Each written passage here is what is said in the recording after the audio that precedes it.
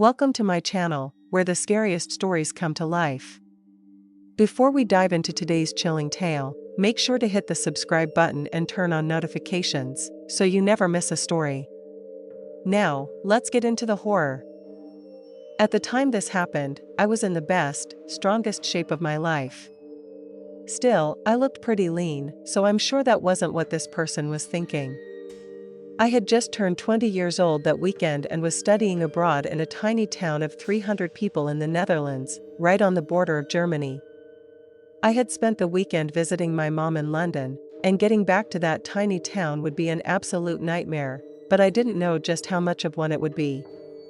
How this all worked was I took a quick plane from the closer airport to get to London, but if I wanted to stay longer, I'd have to fly to an airport about an hour and a half away, take a train to the end of the line, and find a taxi at that small station, all at around 9 or 10 at night. I did this all though and was already on edge when I got to the station. Of course, there were no taxis. It was extremely desolate, save for one single car and a suitcase. When they saw me, they turned on the lights. It was an older man, large, with white hair. I could see that inside his car he had a taxi screen, so I waved to him. He rolled down the window and confirmed that he was indeed a taxi. I told him the small town I was staying in, and it turned out he knew it. The concierge at the hotel in London had told me this would only be a 20-minute cab ride, so I figured I could hold my ground if anything went down and got in with the guy.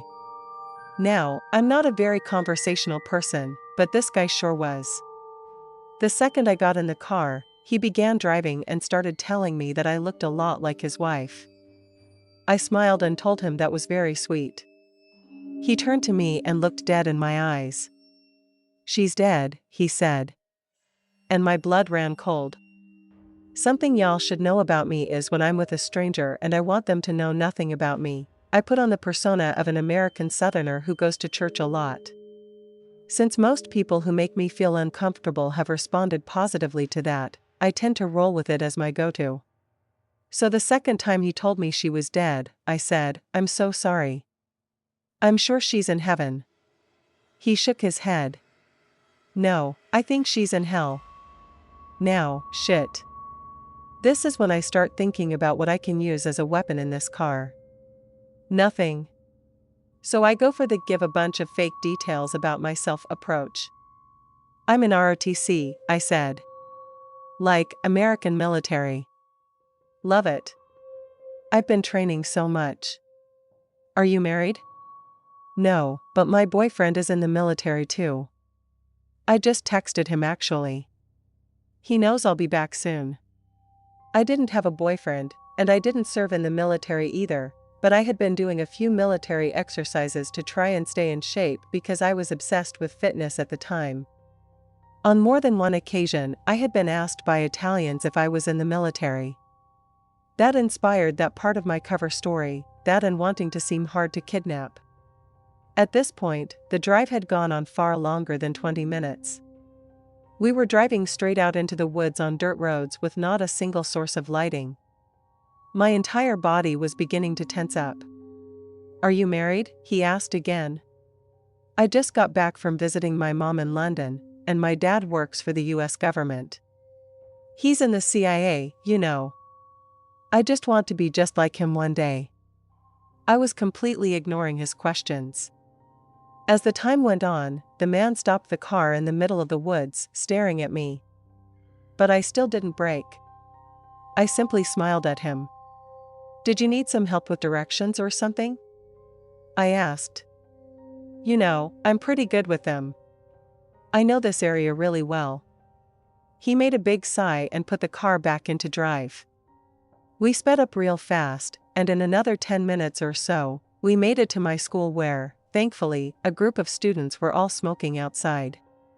"Ah, thanks," I yelled, handing him the fare that was on the screen. I dragged my bag out of there and stuck to that group of smokers like glue. "Hey," I said to them, still smiling. "You know, that taxi driver was giving me real bad vibes. So can we stay out here together until he leaves?" I didn't want him to know the dorm I lived in, which was right by the entrance. He stayed there for about 20 to 30 minutes just watching me before he finally left. Luckily, I'm still alive to this day, and I'm very grateful either that I made myself seem too tough or perhaps too annoying to be a potential victim for him. In October 2016, a longtime family friend began harassing my family. I've known this guy since I was around 5 years old.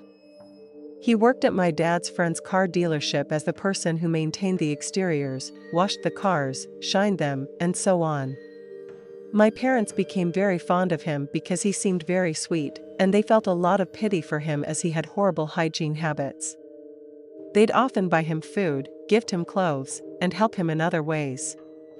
Around 2015, this man got a job right across the street from my mom's. He saw my mom one morning, and they waved to each other like normal. Then he started calling my mom very frequently. My mom is extremely nice, perhaps too nice, so instead of just ignoring the calls, she would talk to him quite a bit. At some point though, he became completely obsessed with her, to the point where she had to tell him to stop contacting her altogether around May of 2016. All was well at first, and he did stop contacting her. But just a few short months later, he began watching her religiously. He would park his car in front of my mom's job and just sit there watching her. She noticed him, but she never saw it as a huge threat, so she never said anything. That's when things started to escalate. One day, my mom was walking out of work with a coworker. Very normal coworker friendship. She caught a ride with him to a mandatory work event so she wouldn't have to drive home too late, as these events usually ended at night. The whole time though, this guy was watching them. He suddenly got it in his head that my mom was having an affair and decided to follow them. They arrived at their destination, and my mom stayed in the car while her coworker went inside to check if it was the right location. The stalker walked right up to the car, opened the door, slapped my mom in the face, grabbed a knife from his car, and slashed the coworker's tires. My mom was in complete shock and immediately called for her coworker to come outside. In the end, the coworker decided not to press charges against him even though he easily could have, since there were cameras outside the location. My mom didn't mention any of this to my dad because he was extremely explosive and would have absolutely gotten in trouble over this guy. Everything was quiet for a couple of days until this guy started calling my mom nonstop and leaving threatening voicemails. The voicemail said things like, "If you don't meet me at this hotel on Wednesday at 1 p.m., I'm going to tell your husband you're cheating on him." This scared my mom a lot because my dad had a past with domestic violence. She was scared he would believe the guy and start beating her. Wednesday came along and when she got to work, he was outside watching her. Just watching her the entire day. At this point, she called my grandparents. My grandpa was ex-military and not someone to mess with. They immediately drove over to my mom's job. The guy started harassing my grandparents and refused to leave. 1 p.m. came around and my mom called the police. The guy booked it across the street and hid, leaving his car abandoned at my mom's job.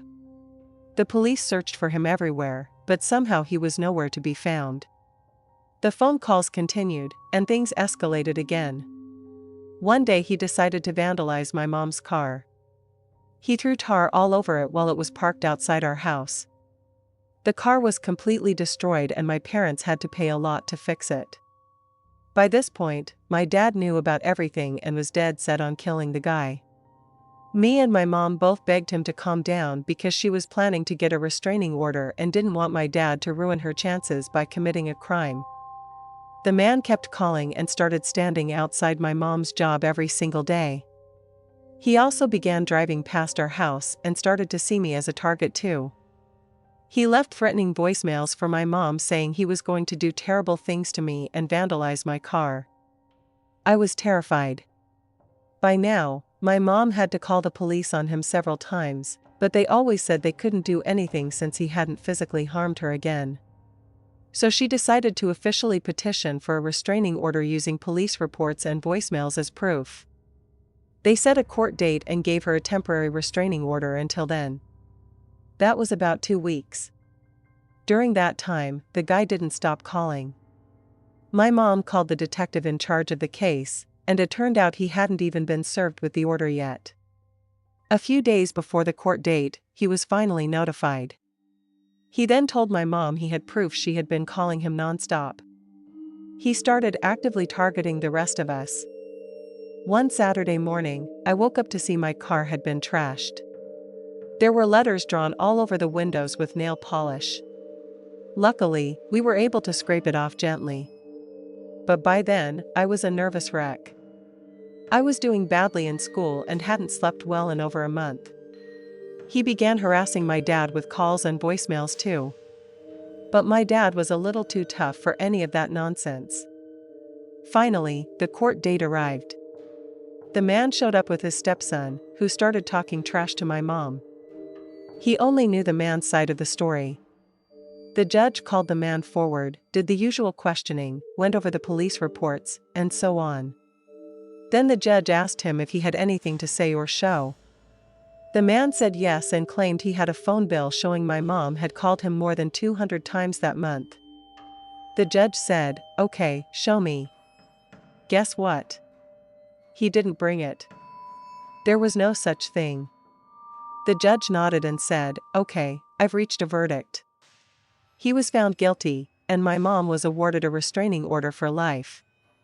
After that, we finally had peace in our family again. I just want to tell anyone who might be in a similar situation to please go to the police as soon as possible. The danger and emotional torture were absolutely not worth waiting. Sometimes, they don't go away like you hope they will. We waited way too long to take action. I work at a chain grocery store, and I work in a little kiosk fuel center that sells cigarettes, soda, candy, and the like. It's basically just a little shack. I'm there by myself 90% of the time, unless we happen to be double covered, which rarely happens. A week or so ago, a regular comes up to the kiosk. The dude is kind of a douche, but if you get through his request quickly enough, it's not that terrible.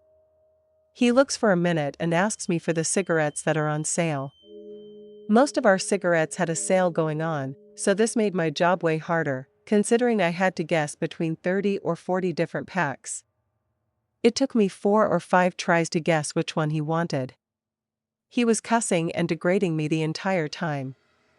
I deal with stuff like that 10 or 15 times a day, but the sheer amount he was doing it really started to annoy me. Then it came time to pay, and of course, the dude is short on money. He says, "Alright, I'm a bit short, but I know you've got all the money in there, so you can cover the rest of what I owe you." Now, I do cover people sometimes when they're short, if they're polite. But this guy straight up told me to cover the remainder. So I told him to fuck off. If he didn't have the money, then he shouldn't be buying anything at all. Of course, that pissed him off even more. He had already been bitching at me about the cigarette tax and then accused me of overcharging him because he was black. That just set him off completely. He started threatening me and said he was going to have me fired. I told him I was denying him service and to get off the lot. I grabbed the phone to call my managers to come out and deal with him. The entire time, he was screaming bloody murder, like I just shot his dog in front of him. That's how loud and dramatic he was. My managers eventually came out and shoved him off the lot. I've dealt with people like him before, so I didn't really think much of it. I just finished my shift and went home. I had a few days off. When I came back, though, 2 of my coworkers told me that he had shown up an hour before my shift with 2 carloads of people, asking where I was and when I'd be clocking in. They also asked where I lived. My coworkers told them they couldn't give that information and that if they had an issue, they needed to talk to management. I started to feel a bit nervous, but I tried to brush it off. I figured they'd get bored or give up. Then, a couple of days ago, I was at work and looked up to see the guy in his car with a bunch of his friends, slowly driving around the kiosk in circles. He was straight up staring me down and pointing at me the whole time. At this point, I was freaked out and called my manager. Now I'm on security escorts, and they told me to take some time off and lay low. I seriously doubt the dude is going to actually hunt me down or follow me home. but I'm still in a constant state of dread that I'm going to run into him, whether I'm grabbing groceries or out for a drink with a buddy.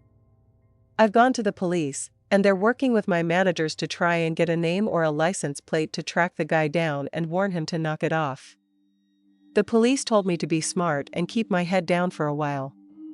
They've also started patrolling the area more often to try and catch him doing something stupid. For now, though, they can't really do much since they don't have a lot to go on. I'm just hoping he eventually stops, but I'm honestly freaked out to go to work and risk getting jumped or followed home.